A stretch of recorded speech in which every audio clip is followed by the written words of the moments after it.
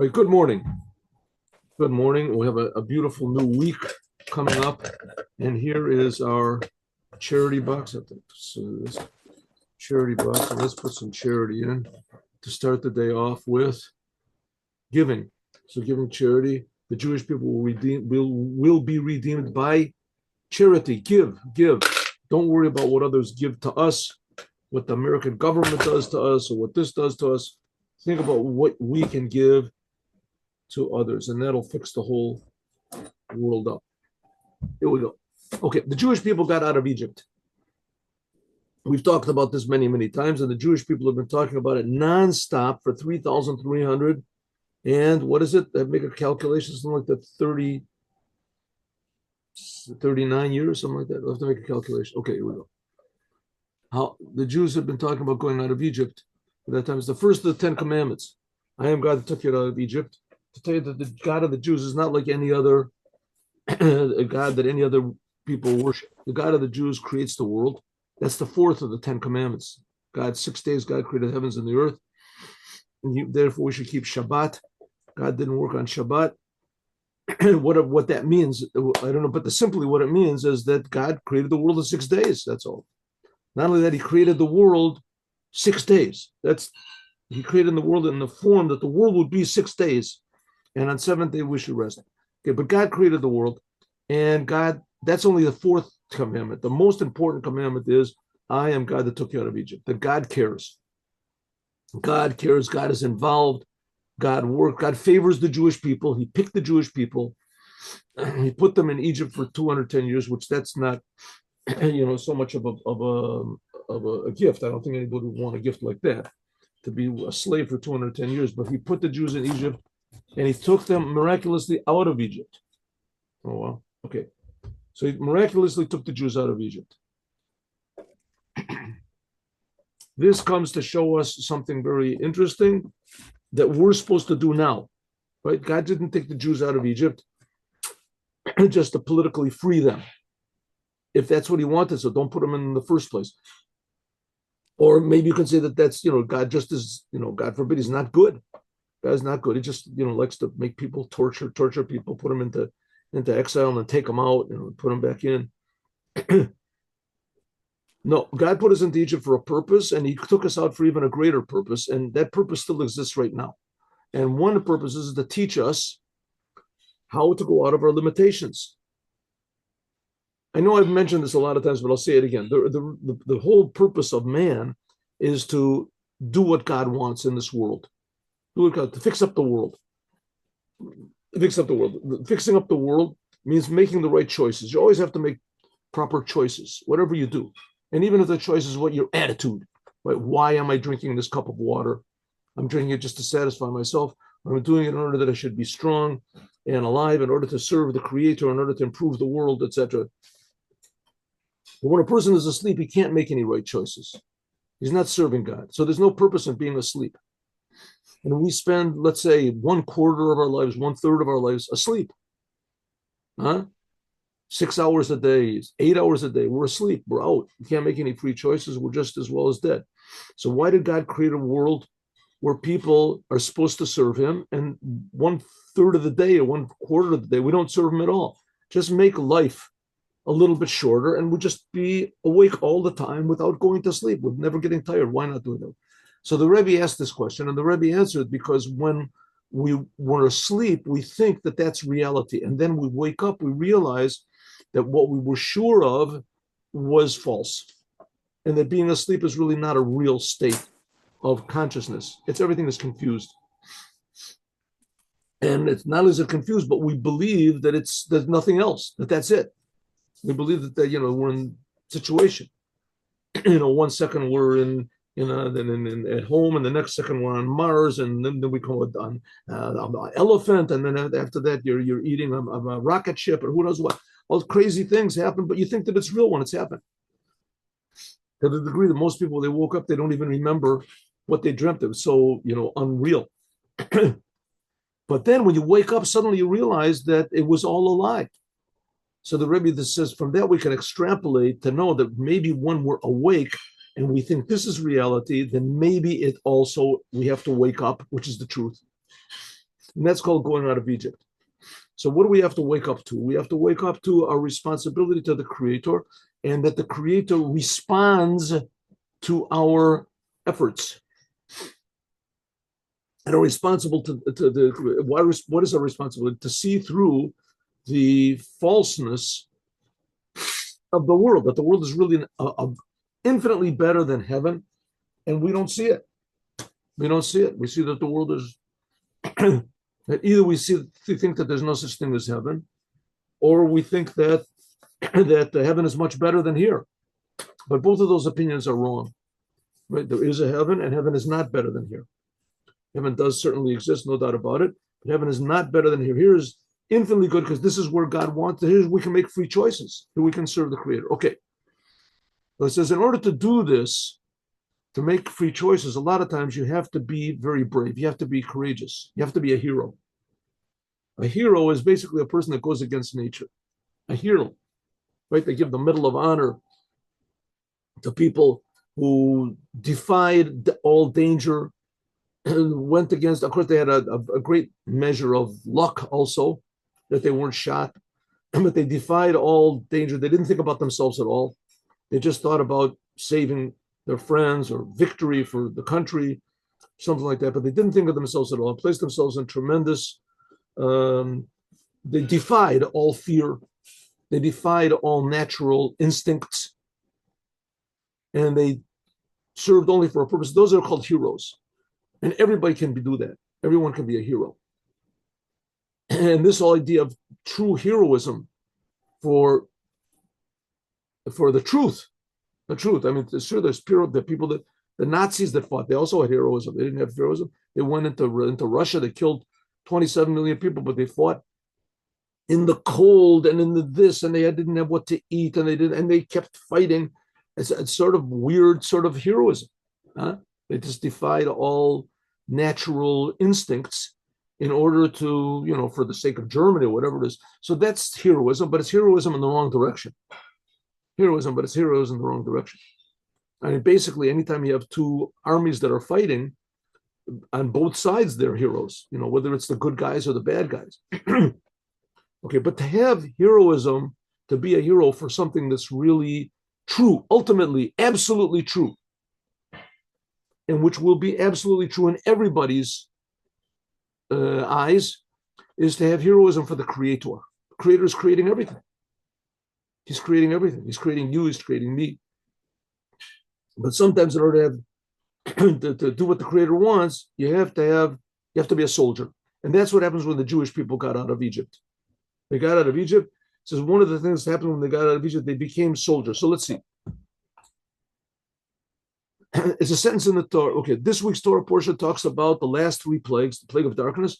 And before that, God, right before the last plague, so God tells the Jewish people, prepare yourself, take a sheep or a goat into your house, and you're going to slaughter it. You're going to slaughter it. That's the God of Egypt. And then you're going to go out of Egypt. And then it says, and that very day, when the Jews left Egypt, on that day, all the Jews left Egypt. How do they call the Jews? Tzivaot Hashem, the armies of God. The armies of God left Egypt. Now, the word Tzivaot has a lot of different meanings to it. But one of the meanings is the armies of God. Tzava is an army. Tzava is an army in Hebrew. Tzivaot Hashem, all the armies of God, the soldiers of God went.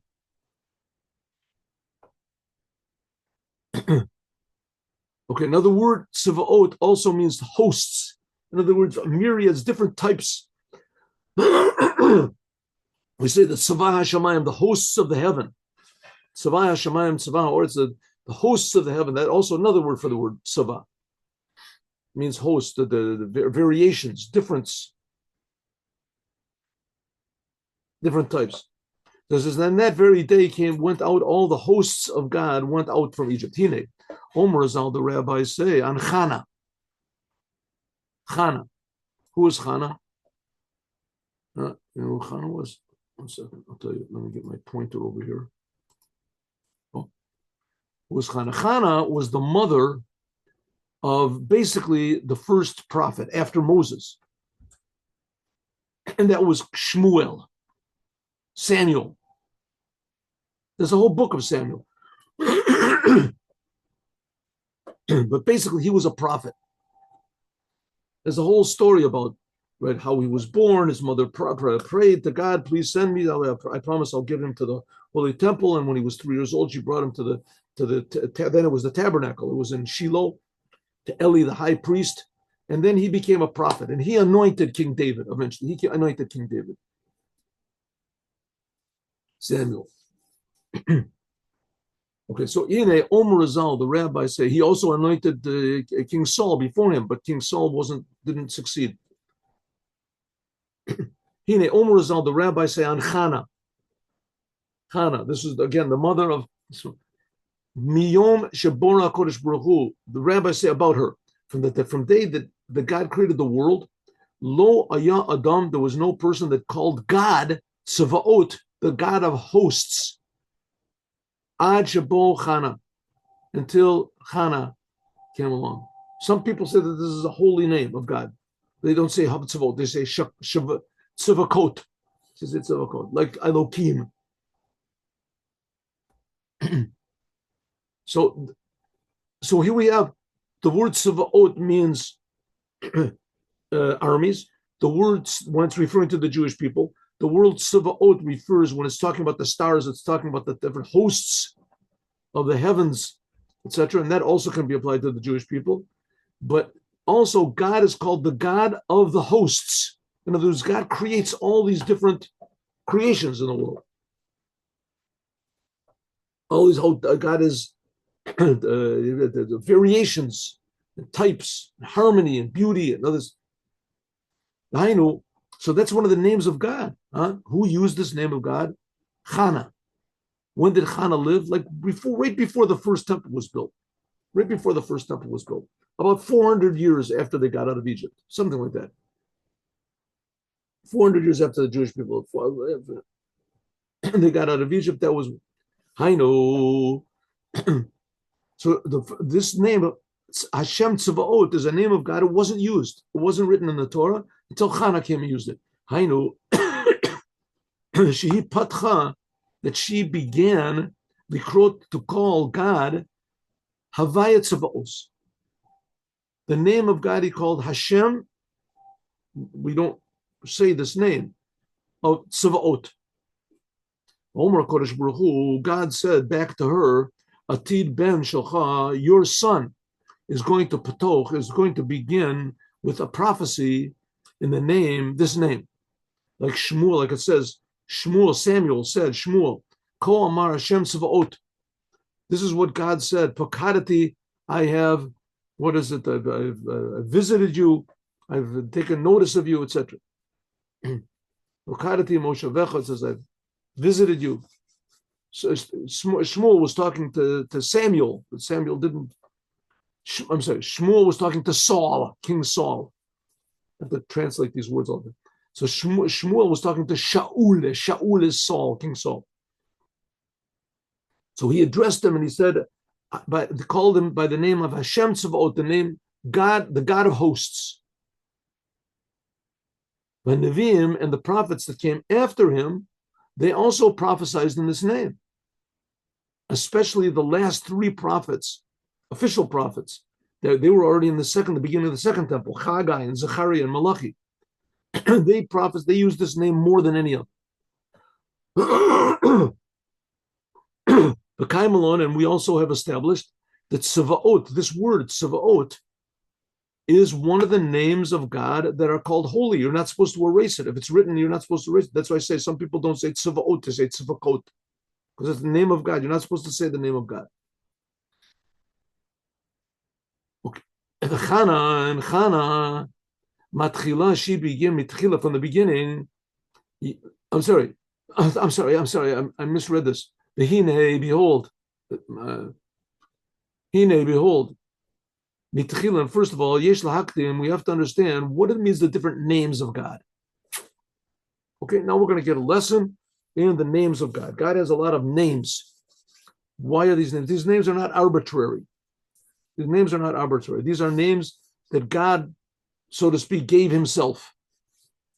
In the Torah, they're written in the Torah. The Torah is written by God. So God gave himself these names. What's these ideas of names of God? Now here's a very important thing. In the world, the first of the 10 commandments, the first two of the 10 commandments are, the first one is, I am God that took you out of Egypt. The second one is, don't worship any other gods. There's a very, very severe mistake and sin, if you want to call it sin. It certainly is a sin. But it's a tremendous mistake, idolatry. Idolatry is a terrible, terrible mistake. Christianity is idolatry. Why is it idolatry? What's wrong with it? What's wrong with idolatry? Idolatry is that you think that God is far away. You have to have something in between. God personally doesn't answer your prayers. God personally doesn't care. He's too high. He's too infinite. He has to have somebody in the middle. You pray to this person. Now, the fact is, of course, there has to be someone in the middle. There has to be teachers. There have to be, people that inspire you, but they're supposed to inspire you and direct you to the Creator himself. You don't pray to your teachers. You don't pray to the rabbis. You don't pray to the holy people. You don't pray to them. And they are people that inspire you. Right? Like another example is when Jews pray, they face the Holy Temple, no matter where they are. A Jew in South America, a Jew in Russia, they all face the Holy Temple. They face a building. What do they face the building? Because that building inspires us to get closer to the God, and even more. In that building, there's revealed more what God is. The Holy Temple is a place that's revealed godliness. The same thing, there's people that reveal godliness more. But we have to know that God himself answers prayers. God himself keeps us alive. God himself is the one who blesses us. God himself is the one that forgives us. God personally himself. Thinking that it's a person or whatever that brings us, that answers our prayers or forgives us, that's already idolatry. That's already called idolatry. All these names of God, all these different names of God. 1 second, someone's got to mute. Somebody has to mute. Okay, I'm muting you, David. Nothing personal. There we go. Okay. So the different names of God are these different aspects of God, how God interacts with the world. Because you have to remember, God is creating the world. That's also another name of God. Okay, so let's understand what are the names of God. V'gam also, Milas Hashem Amyuchad, and what is also special about God's special name. God's special, unique name, which is, we don't write it down, but it's Yud, and then Hey Vav Hey on the other names. And afterwards, Yisper, we will explain Im Yirtz Hashem, if God, with God's help, if God so desires, Inyan Shem Tzavaot. What is this one name which is called Tzavaot? Okay, ready? So now we're going to learn about the different names of God. Hine, Yodu, it is known, Shemahuto Vatzmuto, that the very essence of Ein Sof Baruch Hu, of God himself, who is Pushut, B'tachlit Pshitut. It is ultimately simple without any division whatsoever. Below Shayach Klal, and is not relevant at all in God's essence, Inyan Atorim, any names. Shenimsu, that are found, Shekinu Bo, which God is called by. In the Torah, Ubedivrei Neviim, or in the words of the prophets. Ubedivrei Chazal, or in the words of the rabbis in the Talmud. The rabbis, for instance, call him Chacham, that God is the wise one, God is the kind one, God is the merciful one, Rachman, right? And similar things. A Gevura, God is called the powerful one. And so the essence of God has not got any of these attributes. Okay, so where we go? God is one. When we say that God is one, it doesn't mean that there's a number two. We say even in our prayers, there's a prayer called Adon Olam. Hu echad ve'ein sheni l'ham shilo. God is number one. There's no such thing as a number two. When we say that God is one, we mean that God is the source of all being. God, like we say, doesn't really exist in any sort of a way we can possibly imagine that he exists. Rather, that God creates all existence. God creates all existence. What this means, we have absolutely no idea. And the books of Kabbalah tell us that the fact that God creates all existence, that this is just a low aspect of God. in one way. Let's leave it with this. God creates all existence. So God is not spiritual. Spiritual is also infinite. But spiritual takes a form. But God himself is infinite. God himself is infinite. It's something like that in a human being. Something like that. It's something like that in a human being. You have a person's hand, a person's foot. Let's take you have a painter, right? Rembrandt. So Rembrandt has a hand and he has a foot. He has his paintbrush. His paintbrush. So the paintbrush, that's Rembrandt? No, it's not Rembrandt. So he says, okay, but well, what about his hand? That's a little bit closer to him. It's not that's hand. That's just his hand. What about his talents? No, that's just a talent of his. What? Just a talent. And who is he? Who is he? Who is the person himself? When you get right down to it, you can't really describe or identify what exactly is the essence of life inside of a person. What is life? What is really a soul? To the degree that there's a lot of people that say there's no such thing as a soul. There's no such thing, right? Just like people say there's no such thing as God, because you can't see God, you can't detect God. So people say that there's no such thing as a soul. It's just like everything is like, artificial intelligence can do it with electricity. The same thing as we work. There's no soul. It's just reactions and interactions, and consciousness is just the desire to survive, or with survival of the fittest, and that's what keeps us going. And there's people, genuine, very, very intelligent people that think that. Because and they've got a good point, because you can't define it, you can't detect it, you don't know what it is, where it is, what's going on. What's the difference between a dead person and a living person? A dead person, the batteries run out just like a machine. What's the difference? So it says the fact of the matter is that's not so, and it's also not so with the world. God cannot be detected, and the reason he can't be detected is because the essence of God has no qualities. You can't call the essence of God by any names. The names of God are things that God does. God is not limited to being infinite. God is not limited to being unlimited. It says, what are the names? It says, first of all, we have to know that the essence of God, like we said, has no name to it. There's no name to it. Okay, okay. Because God himself, the essence of God, Marumam ben Nizgav, is infinitely higher and separate from all any definition. Chachma, that we call, let's say, wise. God is wise. This is the highest quality that we can talk about God. This is just like physicality by God. It's just low. The Gabi Mahusavatzvus, and God's essence and his very being. Really, the fact is the same thing with a person. Let's say, for instance, let's take an example of Rembrandt, Einstein, right? Einstein say that, oh, you are so wise, you are so tremendously wise. That is Einstein. Einstein is his wisdom, but it's not his wisdom. That's one of the reasons why, by way of Judaism, that we're very against euthanasia, killing old people. A person that has Alzheimer's or he has whatever, so they don't put him away. They don't put him away. Unless he's in pain or something like that, then you have to get the rabbi's special permission to do so, But generally speaking, they don't put a person, even if a person is unconscious and there's a chance maybe he might wake up. And sometimes even if there's no chance that he can wake up, right? They don't put a person away. Okay, there's different cases, but generally speaking, that's what life is, something which is not dependent on any of the qualities of life, the abilities of life, wisdom, intelligence, etc. That's the essence of what a human being is. How much more so all the other aspects? The same thing with God, but God, of course, infinitely more. Okay, we know that God exists. How do we know that God exists? Because nothing creates itself. So it must be that there's some sort of a creator, right? It's not necessarily. Not necessarily. A lot of people say that's not necessary because things just sort of created themselves. We don't understand this. But you religious people also don't understand. Of course, the difference is that if science says there's something that they don't understand, so that there's basing that on belief, and science sort of eschews, it rejects the idea of faith.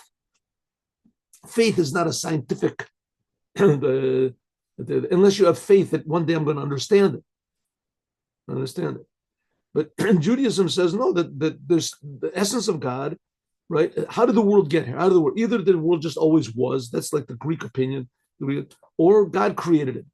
You can't know what it was. It's impossible to know. But we Jewish people say that we believe that God creates it, and that's the same God that appeared on Mount Sinai, and He told us that He's creating the world. It says that God has the ability to create the world. That is, let's say, the essence of God. Really, you'll find out that's just a low aspect. But so we believe there's a creator. The creator, that God is the creator, that's just an ability of God, that He's the creator. And God is kind. He provides for His creation. That's also another characteristic of God. Those are names of God. But the essence of God is far above the wisdom, or far above just like the essence of a human being, is far above His wisdom or His talent. How much more so the God's emotions? The lavi kol ilam minus kolol. That God is not of any of these emotions at all. God is too real. He's too real to be divided in any way. All these emotions, that's just aspects. Nevertheless, yesh metzius in the Torah, and nevertheless, there are these names of God, and the names are holy that are in the Tanakh and the Divrei Chazal and the words of the rabbis. Al derech, like the rabbis say, b'makom she'ata motza geduloso, the place where you call God great, sham ata motza vasnuso, there you find that God is humble. What do you mean? If you want to say God is great, God is infinite, that is a tremendous descent for God, that He came down to this level where you can call Him great.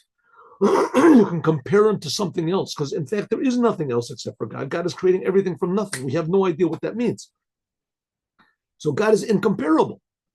But if we say, what do you mean God is comparable? Here it says that God is great. So it says, if we say that God is great and infinite, it means that we're talking about God, how He brings Himself down to the point where He can be described. He brings Himself down to be mislabish be'eser kelim, to be put into the 10 vessels of Atzilus. Maybe you can give an example. Like I say, I don't need these examples are good. But let's say Albert Einstein is given the job of coming and teaching a third grade class mathematics, right? And they made a mistake in assigning him, but that's it. He's stuck there the whole year. So he starts teaching the children mathematics. They have absolutely no idea what he's talking about. They come home, is your teacher smart? I don't know what if he's drawing these pictures and they're not nice at all, I don't understand the pictures, right? So he has to come down and down and down and down and down until finally he tells to the kids, okay, if you take 2 apples and 2 more apples, how many apples are there? It says, I don't know, just apples. There's 4 apples. Oh, yeah, let's count them. Yeah, you're right. Wow. He goes home and says to his mother, wow, that Einstein is really a genius. He is really a genius. I mean, he knew that if you put 2 apples together and 2 more, he knew what the outcome was going to be. This is amazing. So in other words, they're calling him great and genius only when he brings himself down to their level. The same thing as we call God infinite and great and the creator. These are how God comes down into our level. So the place, but the essence of God is infinitely greater. That's what the analogy with Einstein breaks down. Okay, so it says, here we go, ready?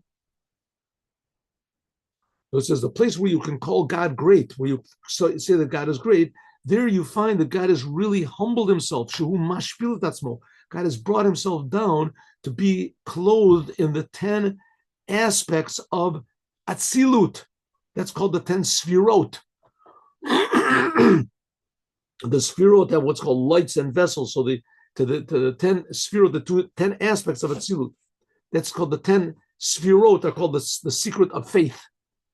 Like I said before, if you don't think that God has these Sfirot, these aspects of godliness, then the next step is idolatry. Next step is idolatry. You want to come close to God, so you have to believe in a star and a person and a ghost, in an angel and something in the middle. It says that the vessels of Atzilut, that's what these levels we said of God's kindness, God's power. And also the 3 top levels, Chesed, Chachma, Bina, Dat. So we've talked a lot about the 10 Sfirot before, the 10 Sfirot, the 10 aspects of God. But just in general, you should know Chabad are the top 3. And below that are the 3 emotions, Chesed, Gevurah, Tiferet. which is called love and fear and beauty, balance. Then there's Netzach Hod Yesod, which is victory and surrender and connection, and then Malchut. Okay, so all these different aspects of God, these are, like we say, just aspects of God. They're not the essence of God. Then it's relevant to call him by these names, to call to say God is wise, because when he is found, when he puts his himself into the garment of wisdom, like it says, Elio says, Ant Chochem, God, you are wise. What does it mean? That he's talking about how God is Mesaper. He's talking about God's humility, that God has brought himself down to be in the vessel of Chachma, of wisdom. Imi Yoche Chachma in Aroch, I love Klal, that there's Chachma, that this aspect of God's Chachma is wisdom. That's just a low aspect of it. There's no comparison to him at all. The Cain Mashpil Datzmo, and also God brought himself down, so to speak, to the level of Chesed. This idea of God bringing himself down doesn't seem to make any sense, but that's how the world got created. That's how the world is being created right now. This is faith again. This is talking about faith. But we have to try to understand as much about God as we can. It's a commandment. Shema Yisrael means understand. Shema means to understand. Understand, Jews, God is our God. We have to understand as much as we can about God. In other words, we have to use every aspect of our being in order to connect it to God. Our arms have to do the commandments, our legs the commandments, and our brain has to also do the commandment of understanding God, understand as much as possible. And that's what we're doing here. When we do understand, the more we do understand about God, the more we understand that God is incomprehensible. God is not wisdom, and God is not his will, is not his kindness, and God is not all these aspects of God. So what is the essence of God? I don't know. But that one thing we do know is the essence of God cares about the Jewish people, took them out of Egypt, gave them the Torah, and gave us all these names. So it goes round. As then, so when God, so to speak, comes down into these different aspects, then he is called great or kind. Because God's greatness, this is really his humility, has come down so low that we can call him great.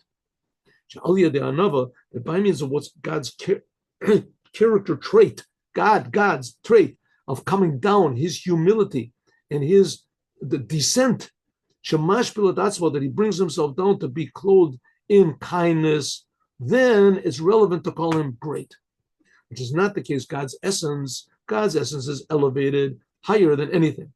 The names of God, they are the vessels of the 10 sfirot of Atzilut. Shemit Labesh B'hem, that there is put into them, or in Sof Baruch Hu, God's essence. Umitzyached imohem, and God unites with them, b'tachlit yichud. Like it says, Iu v'gromay echad, like it says that God and his bodies are one. Okay, so God has these 10 sfirot that we're talking about.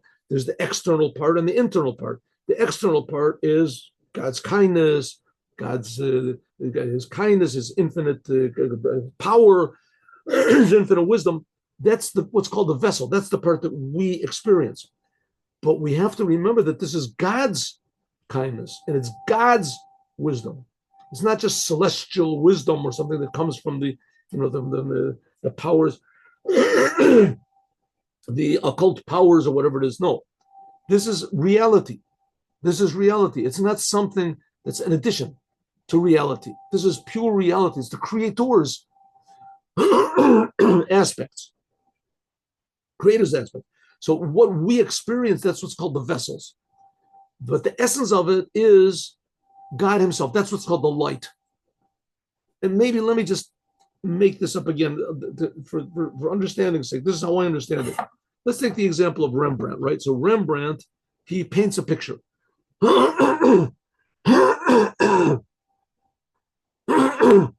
He paints a picture. You look at the picture, whoa, that is a genuine Rembrandt. That thing is worth, I don't know, maybe $1 billion. Now, nowadays, the art, I don't know what's the highest price ever paid for an art piece. Let's say $500 million, $500 million. Excuse me.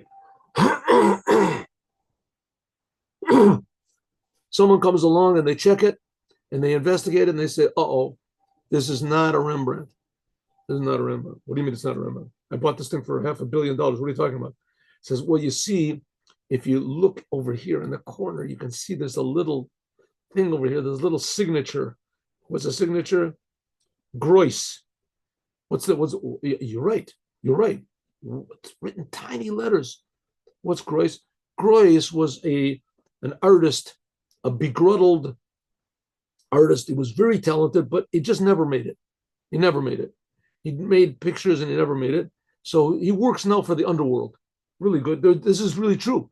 I don't know if his name is Gross, but they find people from art school, whatever, that they have pictures that don't sell, but they're fantastic artists. And he knows exactly how to copy. And he's copied this picture exactly. This is an exact replica of art. Whoa. Is it worth anything? Sure. I mean, maybe it's worth, $1,000, $2,000. It's a very good copy. But I paid $500 million for this thing. And it just looks exactly like the Rembrandt. But the problem is it wasn't Rembrandt. Rembrandt didn't do it. So that's like the lights and the vessels. The vessel is a picture that he sees the picture. It looks exactly like a genuine Rembrandt. But the light is who did it. Who did it? The talents are the same. This guy had the same talents as Rembrandt did. Okay, maybe he's not as original, but the whole difference is the light. Who did it? Who did it? It's the same thing. We have the kindness of God, the wisdom of God. The Torah is the wisdom of God, the kindness of God. We see how God enlivens everything in the world. The power of God. We see how there's the sun and there's life force going into the whole world, and there's suns that are brighter than our sun. the power. But we have to understand that all of this is the power of God. We can say that the Torah is the Torah. Moses made it up. And what about the world, this great wisdom of those found in the world? That's wisdom of nature. Wisdom of nature. So the Rebbe is saying no. The fact is that all of these qualities, they come from God. But we have to realize what's inside. So therefore, there is all these different names of God. That's, so to speak, the vessels. Those are the aspects of God. The name of Elohim, this is the vessel for Gavur. The name Aleph Daled Nun Yud, this is what's called Malchut, the lowest aspect. That's the vessels. That's the outside. That's like the picture we said, the Rembrandt picture. But who's inside of it? Shem Yudke Vavke. This is the inside. That's the lights. That's the lights. Shall call a shemos of all these names that they are the kelim. It's like you buy a Rembrandt picture, whatever it is. You find a picture in the garbage, and you take it out and you bring it to an expert. And it says, "This. Did you see the corner? You see who wrote this?" No, I didn't see. It says Rembrandt. This is a genuine Rembrandt. How do you know it's genuine? Look, this is a signature. What does it mean? It means this thing you thought was worth throwing in the garbage because it was too dark or whatever, it's too eerie. It comes out that the thing is worth $500 million. Why? Just because of the signature. And there's the light which is inside of it. So this name, Yudke Vavke, that's, so to speak, that's the signature of the essence of God. And that's the light. That's like the signature which is in all the entire creation. That's the light which is inside of the vessels. Kihu b'bechinas oros, the God is essence. That's the lights which are inside of these vessels. Hainu b'bechinas el. The vessel is like the name El, which this is an example. That's the name which relates to God's kindness. And this level of God's light, in other words, God's essence, which is drawn from Ein Sof to be clothed in the world. This is the name Yud-Kei Vav-Kei. That's the name, the essence name of God. That's showing on not any of God's aspects, but it's showing that that all of these aspects come from God Himself, the essence of God, and they're not separate from God. The Cain also in the name Elohim, we say that's a Gevura. This is enclosed what the name Yud-Kei Vav-Kei is, that's the light. So all these different names of God, they are all the vessels. These are aspects of God. But the name Yud-Kei Vav-Kei, that is, so to speak, God's essence. That's where the aspects come from. And similarly, B'Kol Hashemot, all these different names, that it's forbidden to wipe them out. It says that the 7 names you're not supposed to erase because they're holy. These are just vessels of godliness. But the name Yud-Kei Vav-Kei, that's the lights which are inside of them. And therefore, the Shem Yud-Kei Vav-Kei, this can be added to other names. Like it says, Hashem Elokim and Hashem Tzavaot. Because this name of Yud-Kei Vav-Kei, this is what draws down the lights inside of these vessels to be clothed in the vessels of God. Now, okay, this is a very simplified way the way the Rebbe is telling us this, but still, it's how do you say real enough that we can sort of understand what's going on over here. The whole entire world is just aspects of God. You see a beautiful sunset, that's got Tiferet. You see the power, the life force in the world, that's Kavura. And we have to remember that that's just the vessels of God. Inside of this is the lights of God, the essence of God. Shehu Mamutza, that these vessels are what's called the go-between between the lights. The name of God. The name Yud-Kei Vav-Kei, this is what draws down the essence of God into these vessels. This is, in other words, the connector which connects the lights and the vessels. Therefore, it is called it joins all of these lights of God with the vessels. The name Yud-Kei Vav-Kei. Okay, so we pray to God. You can pray to any of the aspects of God. When we do pray to the aspects of God, because that's also called God. It's not angels, it's not creations. These are the aspects of God. But we have to remember that these are only the aspects of God, and the essence name of God is Yud-Kei Vav-Kei. That's the essence name of God, what we're referring to.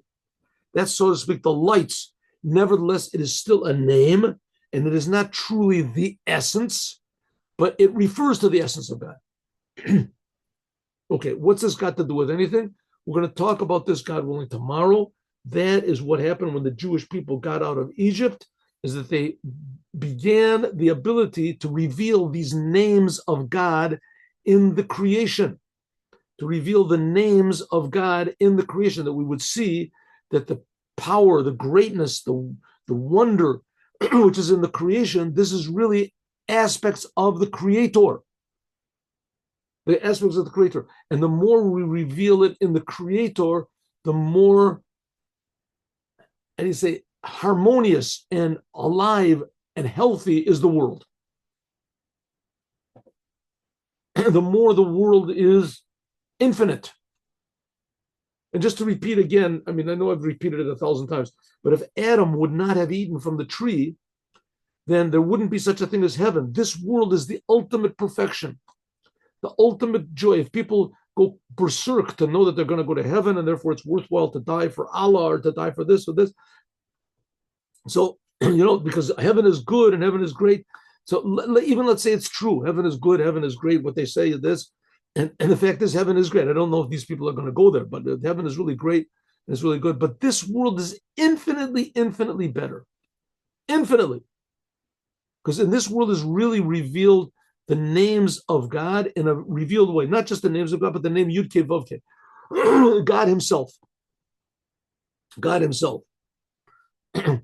So that's the whole purpose of the Jewish people getting out of Egypt, is to fix up what Adam did and reveal the holiness of this physical world, the great joy and the great pleasure which is to be found only in this physical world from the Creator himself. Incomparably greater than going to heaven. That's what the Jewish people are here. That's why they're called the armies of God, because you have to fight a battle in order to do this. And we'll see why is what Chana, why did it have to wait? But it was at how long? 2,000, almost 3,000 years after the world was created in order to reveal this name of Hashem Tzavaot. We'll talk about that, God willing, tomorrow.